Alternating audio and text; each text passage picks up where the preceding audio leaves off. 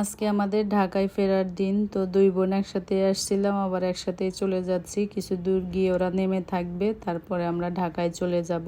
এই যে গুড়ি গুড়ি বৃষ্টি হচ্ছে, রাস্তাটা একদম কাদা কাদা হয়ে আছে। ঢাকা থেকে যেদিন বাড়িতে গেলাম সেদিন প্রথম আমাদের এই বাড়িতে এসেছিলাম, আবার এখন ঢাকায় চলে যাব, তাও শেষ একটু দেখে যাচ্ছি।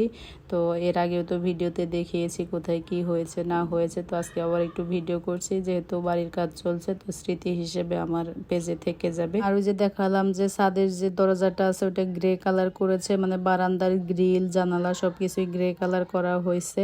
তো তারপরে যে আমরা ছাদে উঠেছি, আর ছেলে দুইজন উঠেছে হলো আরেকটা যে ছোট ছাদ আছে সেইটাই। তো বলেছিলাম একটু ভিডিও করে দাও, তো ভিডিও করছে একদম উপর থেকে। এইটাই আমি উঠি নাই, যেহেতু মই বেয়ে উঠতে হয়, অনেক ভয় লাগে। আর আকাশটা যেহেতু মেঘলা মেঘলা, তো এত সুন্দর ভিউ দেখাচ্ছে, খুব সুন্দর লাগছিল উপর থেকে যে ভিডিও করেছে। তো তারপরে এখন এই যে বারান্দায় আমি এদিক দিয়ে হাঁটাহাঁটি করছি, দেখছি, আর নিচ থেকে আমার ভাগনা একটু ভিডিও করে দিচ্ছে। সামনে যে একটা বড় বারান্দা আছে, আমি তো হাজবেন্ডকে বলেছিলাম যে হাফ গ্রিল দিতে, পুরাটাই খোলা থাকবে, কিন্তু সে আর দেয় না, পুরাটা একদম আটকে দিয়েছে। হাজবেন্ড তো অনেক সকালে এখানে চলে এসেছে খেয়ে দিয়ে, তো আমরা তারপরে আসলাম। এখন তো কিছু কাজকর্ম ছিল সেগুলাই বুঝিয়ে দিয়ে গেল, আর অনেক কিন্তু কাজ বাকি আছে। তো এখন আমরা ঢাকার উদ্দেশ্যে রওনা করলাম। আর বৃষ্টির মধ্যে কোথাও যেতে আমার খুবই ভালো লাগে, মানে একটু একটু বৃষ্টি হচ্ছে আর গাড়িতে যাচ্ছি, আমার কাছে এই সময়টা অনেক বেশি ভালো লাগে। আর এবার ঢাকায় এসে আমার খুব একটা বেশি কাজকর্ম করতে হয় না, মানে বাসা অত বেশি নোংরা ছিল না। তার একটা কারণ ছিল, খালা 2 দিন এসে কাজ করেছে, আমরা যে 7 দিন ছিলাম না, খালা 2 দিন এসে কাজ করে দিয়েছে। আর আজকে যখন আমরা আসলাম তখন খালা আগে এসে ঘর ঝাড় দিয়ে দেখলাম যে মুছতেছে, তো ওই টাইমটা আমরা চলে আসছি। আর এই যে গাছে